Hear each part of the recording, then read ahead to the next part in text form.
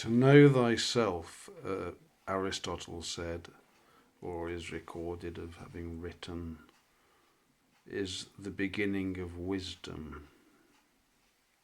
To know thyself. I think that's a Greek idea, the idea of self-knowledge. And during my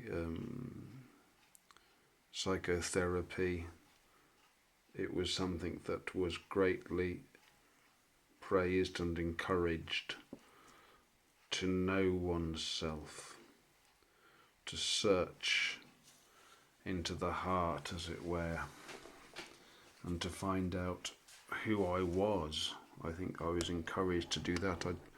Apparently I didn't really have a very good idea, and I think that's right. But now, as a believer, and anyway, from a purely logical standpoint, the last person that you can ever know is yourself, actually, isn't it? I mean, how can you know yourself? It's dualistic in nature, the attempt to know oneself, because who is doing the investigation? You see, it's inviting a schism in the self, and that kind of schism then creates a portal into which wickedness can come. I think there's no question but that the devil does want us not to be integral in our minds. And that sort of research can certainly fracture mental integrity. But I think many people don't consider it greatly. I'm not saying that it's useless. I mean, I think it's very good to look at one's history. So you can look at who you were, but to find out who you are, I think, is rather a futile exercise. I have no idea.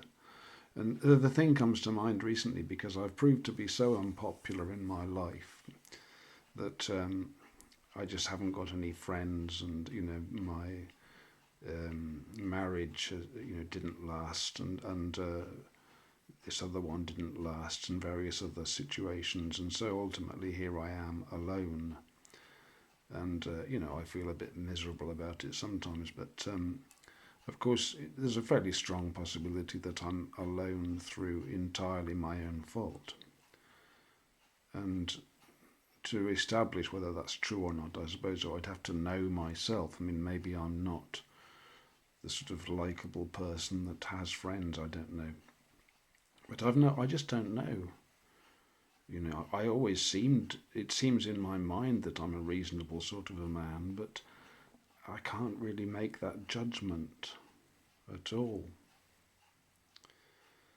And then the only other way to do it, I suppose, would be to ask other people what they think of you. Well, that's a very difficult, exercise to get involved in, isn't it? Because it's putting them on the spot, really, and you could be fishing for compliments, but you might end up hearing something that would disturb you. So those aren't questions that I like to ask. I don't think I like to be asked those questions either. It's always difficult, isn't it, when somebody says, "What do you think of me?"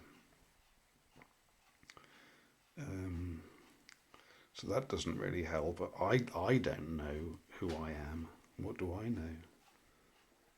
But I think the biblical concept of self-knowledge, of course, whereas Aristotle says that wisdom starts from self-knowledge, the Bible says that the wisdom starts from the fear of God, doesn't it? In Proverbs 9, I was open at the right page, and of course I've lost it. The fear of the Lord is the beginning of wisdom, and knowledge of the holy is understanding. That's the biblical concept of wisdom.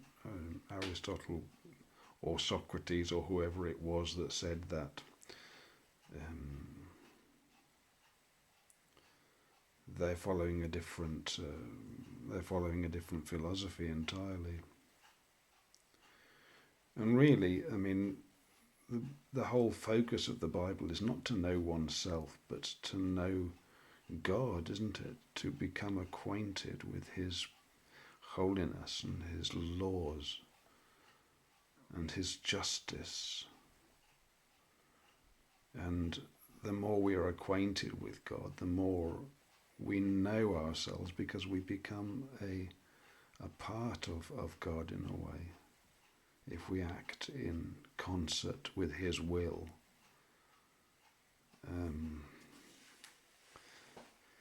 This focus on the individual, I mean, you know,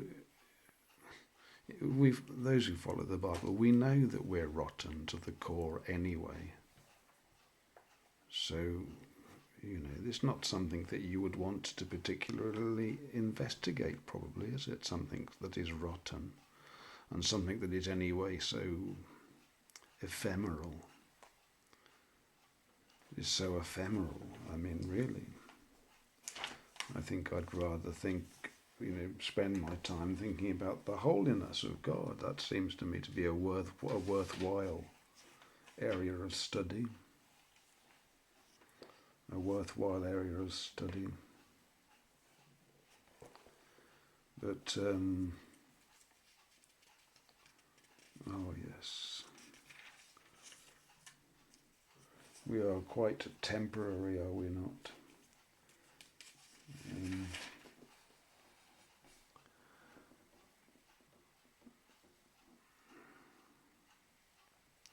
So yes, I would abandon those efforts. The voice said, "Cry," and he said, "What shall I cry? All flesh is grass, and all the goodliness thereof is as the flower of the field. The grass withereth, the flower fadeth, because the Spirit of the Lord bloweth upon it. Surely the people is grass. The grass withereth, the flower fadeth, but the word of our God shall stand forever." That's something that is good to know. All the rest of it is really just fluff and nonsense, isn't it? I think so. Good night, everybody.